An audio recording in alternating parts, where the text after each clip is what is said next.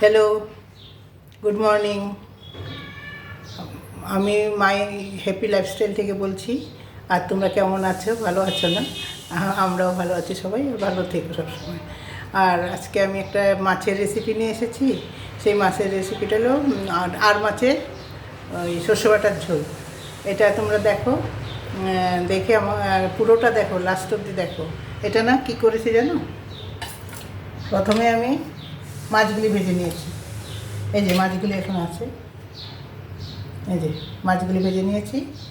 আর কাঁচা লঙ্কা 4টা, সর্ষে তেল দিয়েছি। মাছের তেলটার মধ্যেই, গরম তেলটার মধ্যে আমি মেথি ফোড়ন দিয়েছি। মেথি ফোড়ন দিলে সর্ষে বাটার ঝোলটা খুব ভালো হয়। মেথি ফোড়ন দিয়েছি। মেথি ফোড়ন দিয়ে এই সর্ষে বাটাটা গুলে, সর্ষে বাটার মধ্যে কাঁচা লঙ্কা আর নুন দিয়ে সর্ষেটা বেটেছি, কালো সর্ষে। ওটা আমাদের নুন, এটা একটু জল দিয়ে গুলে এই ঝোলটা দিয়ে দিয়েছি, সর্ষে বাটার ঝোলটা।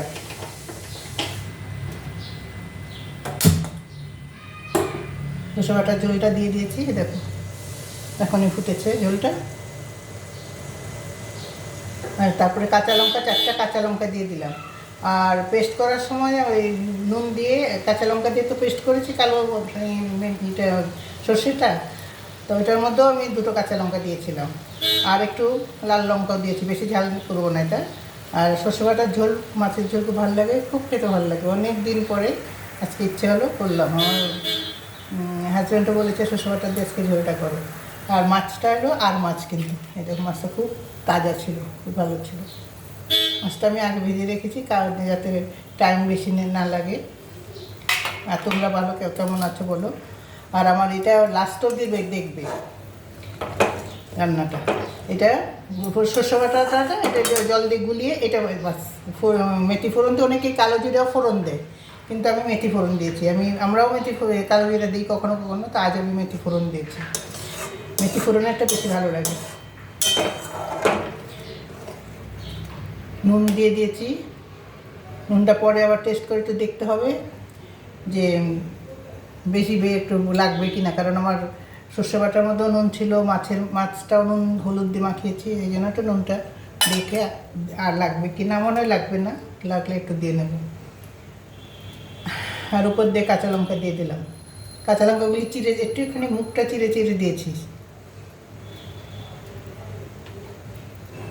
এই দেখো, এই ঝোলটা করতে বেশি টাইম লাগে না। এখন মাছগুলি আমি ছেড়ে দিই। মাছের লেজ আমার খুব খেতে ইচ্ছা ভালো লাগে, মাছের লেজ আর মাছের মাথা।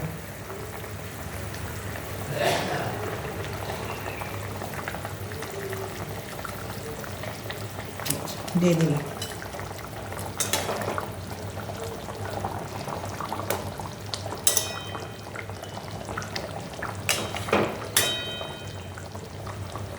লাস্ট অবধি দেখো,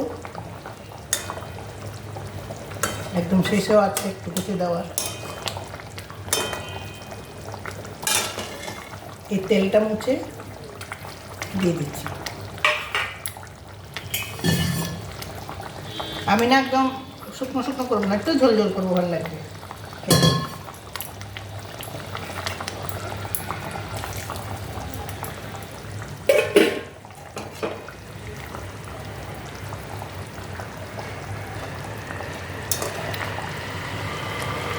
সর্ষে বাটার গন্ধটা বেশ ভালো বেরিয়েছে।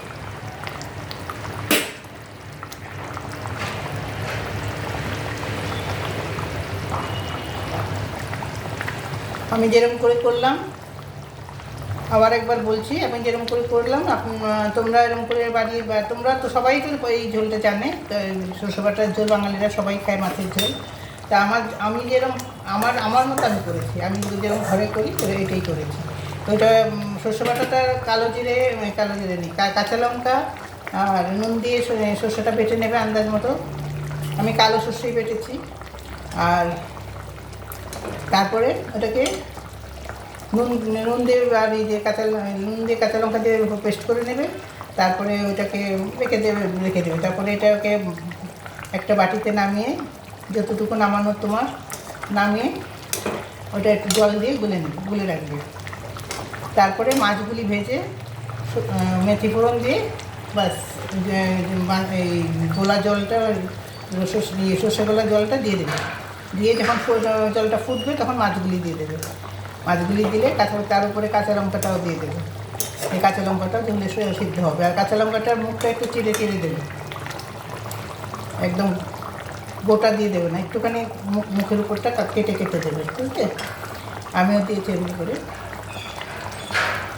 এটা কেন, এটা সবার কাছে ভালো লাগে। এই যে এটা সর্ষে বাটার ঝোল অনেক দিন পর করলাম, অনেক দিন ধরে ভাবছি একটু সর্ষে বাটার ঝোল, মাছের ঝোল দিয়ে আরেকদিন সর্ষে বাটা দিয়ে করবো, আজকে ভাবছি করিই নি।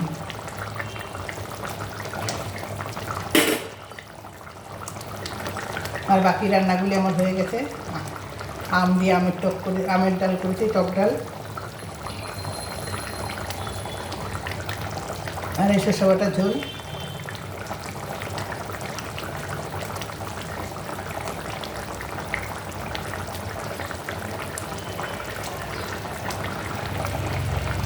আর ডালের সঙ্গে খাওয়ার জন্য বেগুন ভাজা করে রেখেছি, ছোটো ছোটো বেগুন লম্বা করে কেটে আজকে আলু ভাজা করেছি।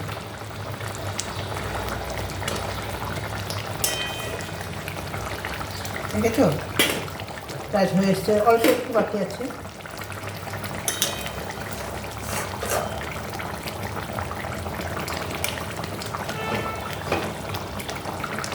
কেমন লাগছে ঝোলটা দেখতে?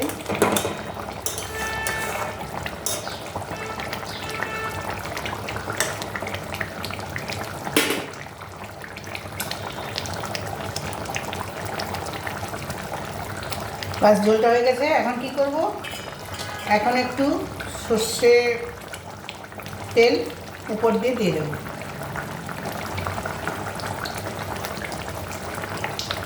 এটার মধ্যে দিলে খুব ভালো লাগে।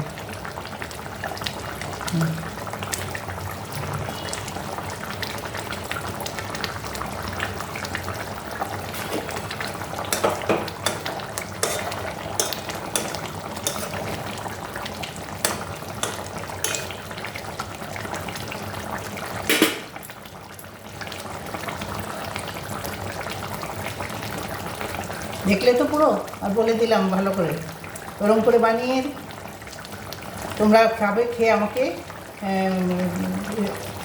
সাবস্ক্রাইব করবে, আর লাইক করবে, শেয়ার করবে, করে আমাকে কমেন্টে বলবে কেমন হয়েছে ঝোলটা।